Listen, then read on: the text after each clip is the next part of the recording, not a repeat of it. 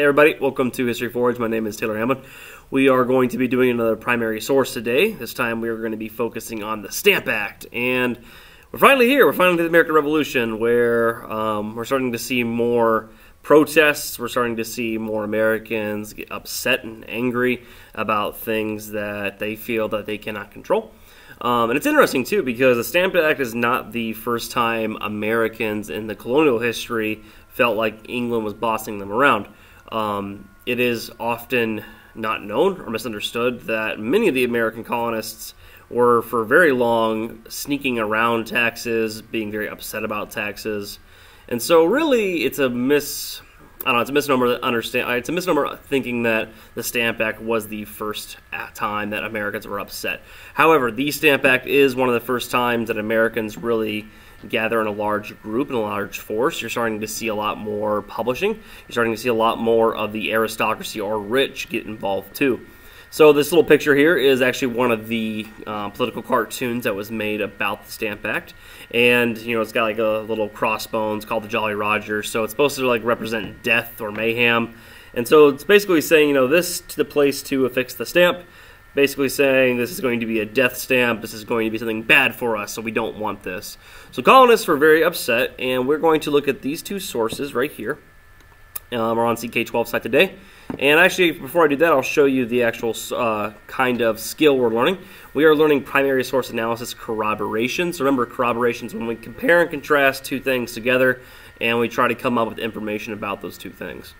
The skill is 3.2, so it is... Oh, hold on. I'm not sure that's right. Oh, it's not. It's 2.2. Whoops. Ignore me. So, that's my bad. We are identifying the different characteristics, bias, or perspectives of these sources' creators. So we automatically have to have two sources, and we do. We have to have two sources, and we have to try to understand what are the differences, not just about the source itself, but specifically about the people who made them. And this gets hard because the people who made them aren't readily apparent. Like, we have to do a little bit of critical thinking in order to actually figure out who they are. So, I'm going to introduce you to them. So, right here we have these sources. I'll read this information first about the Stamp Act. In March 1765, the British Parliament passed the Stamp Act, a tax on newspapers and all other printed materials in the American colonies. The British argued that the tax was needed to pay off debts that they had incurred while protecting the American colonists during the French and Indian War. The British thought that it was fair for the Americans to pay higher taxes. The Americans disagreed. Read the documents below and try to determine why the Americans were upset about the Stamp Act. So, we got to read a couple primary sources, and we will. And the first one we're going to do is the Boston Editorial.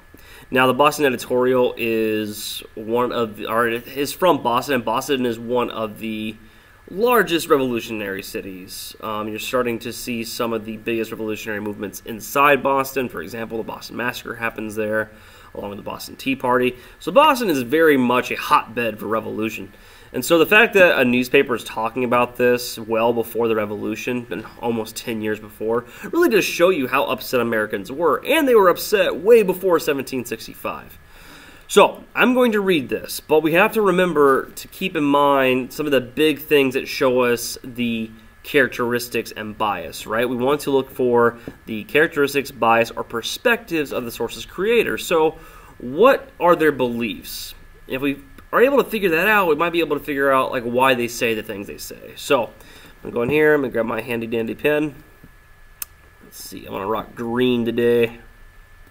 Is it green? Haha, cool. Alright, so, here we go. My dear countrymen. So he's obviously somebody who's from America. Awake, awake, my countrymen, and defeat those who want to enslave us. So he's super passionate. I'll put a P for passion there. Do not be cowards. You were born in Britain, the land of light, and you were raised in America, the land of liberty. It is your duty to fight this tax. Future generations will bless your efforts and honor the memory of the saviors of the country. So again, very passionate. He seems like he very much cares about America. I urge you to tell your representatives that you do not support this terrible and burdensome law. Let them know what you think. They should act as guardians of the liberty of their country. So he's very concerned about freedom. He says America is the land of liberty. Liberty is another word for freedom. See, I look forward to congratulating you on delivering us from the enemies of truth and liberty. He says liberty 3 times. So, you know, the fact that he's saying liberty 3 times, the fact that he's very passionate about these things, really does show you that he's very interested in trying to increase America's awareness of what's happening. He wants Americans to think that this tax is not good, it is burdensome, and it sounds very familiar what you might hear from someone who's complaining about taxes today. So when we go into here, we can actually already start talking about his characteristics. So we can't really talk about the differences yet, but we can at least say that, you know, the author is extremely passionate because he uses the word liberty 3 different times, which shows that he greatly cares for Americans' freedom. You know, and another piece of evidence for passion is look at the very first, like he says awake, like all caps, and just, you know, print the, or with an exclamation point. So I'll write that down too. I should first try to spell it correctly. There we go.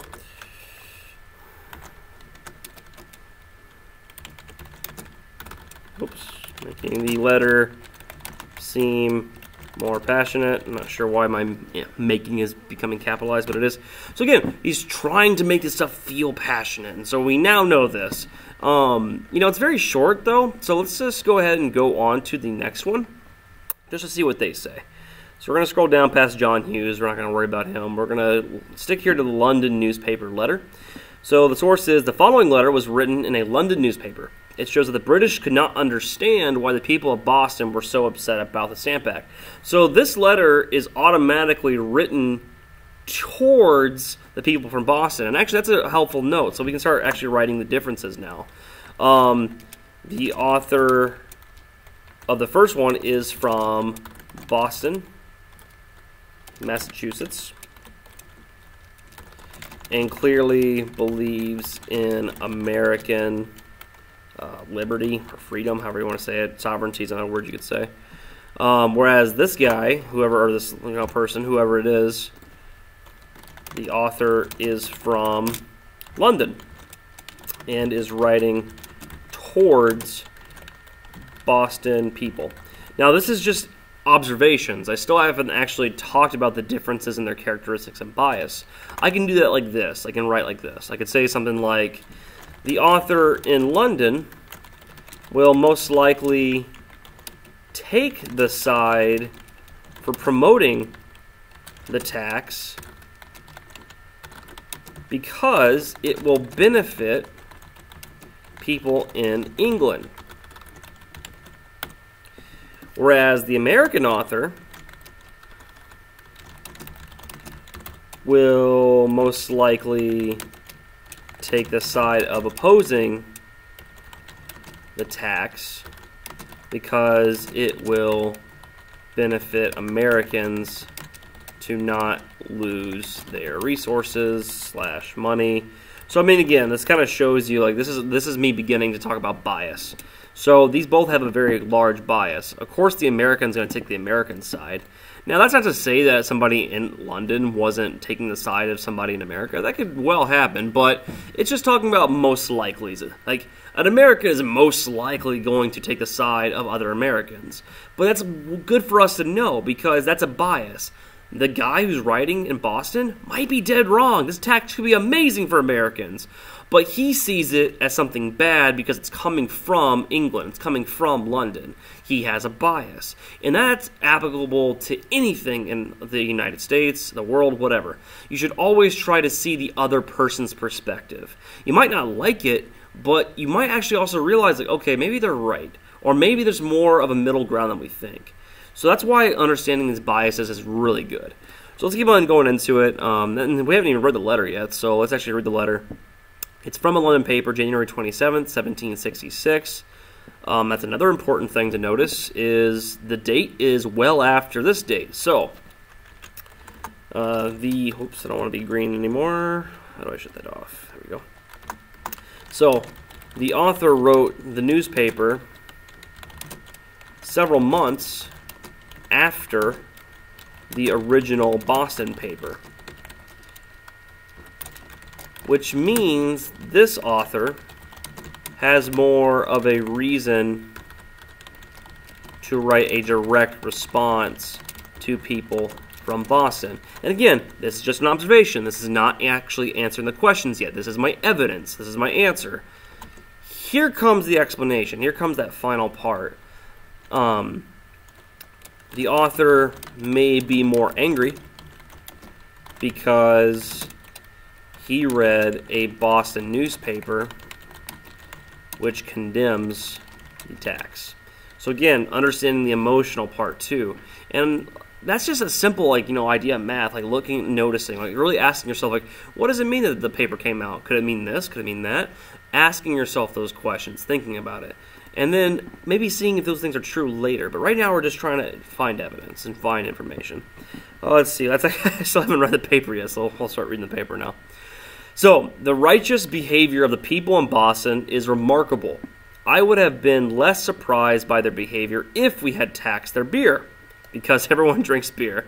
Good to know that Americans are a bunch of drunks. But the Stamp Act is a tax of none of the necessities of life. It does not affect the poor, and even a poor person can afford this little amount of money. The tax on a newspaper only affects the rich. Common people do not purchase newspapers. Okay? Apparently, common people don't read. Isn't it surprising, then, that the mob in Boston has begun to riot against this tax even before it has officially gone into effect?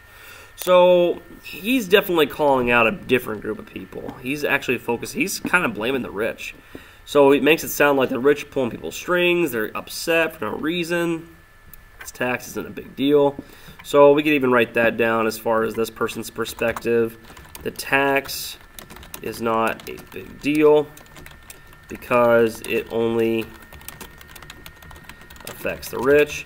Now you would want to find some kind of quote or evidence. I think there's plenty of quotes and evidence that you could figure out for yourself, just so I don't waste time on the video. Going in here, I think one could be like, the Stamp Act is a tax of none of the necessities of life, end quote. That could be an example of a quote. But again, this entire idea of the tax is not a big deal, it only affects the rich, shows that this author thinks that, gosh, I don't want to be highlighted. Sorry. There we go. So, this author thinks that the rich are the ones who are pulling the strings because the common people have no reason to be upset. And maybe this author has a point. Maybe that is what's happening. I don't know. But again, it's a very English perspective. He is feeling attacked, I guess you could say. But so is the other guy. So is the person from Boston. Both people are feeling attacked. And that's pretty common when you see bias in perspectives. No one normally no one normally will say oh yeah, we're not the victim. That's a very common bias, victim mentality. And people take it because it's the side of the right. If you're the victim, that means you were wrong, someone owes you an apology. And so you see that a lot, but you have to be careful because both of them can't be the victim. Or they both can be, but both of them also could be doing something wrong. It could be a sticky, messy situation. But the point is, it could be hard sometimes to figure out who is right. And so I always say don't really focus on that too much. Don't focus on who's right, who's wrong. It's not about that. It really is just about figuring out who are these people? Why do they do what they do? And really we're only focusing on differences. I'm sure there's a lot of similarities we could go with. They both seem passionate, for example. They both seem well written. They both write for newspapers. But the main perspective of both of these people is, one is very pro-American, which is the Boston Gazette, and one's very pro-English. So I think that's the most important thing. And, just showing you how many words that we got out of this. If I go into word count, yeah, 207 words just from figuring out perspectives. And you can do this with any single source, whether it's written, photographs, paintings. It really doesn't matter. You can always try to figure out characteristics of the creator and just try to figure out more about like who they are and what they do. And that could lead to more answers down the road. So that's all we're going to stop with. We're going to talk more about the stamp act later if you're in my class. So if you're in my class, you can start ignoring me. For anybody else, if you're a teacher, you want to see more of these things, feel free to check out the other videos. We're continuing to move on and move forward. I have been trying to actually organize this now. So this is a document that I've been working on, trying to organize all the different skills, and not only that, trying to figure out like steps for the skills. And so I'm going to keep on messing with that. But we have online lectures. Sometimes I do small group lectures in class. We do like guided essays in class. Self-graded responses, and then a new thing I just tried was something called the Plague Doctor worksheet, which if you're interested, just message me and I can get you the information for that.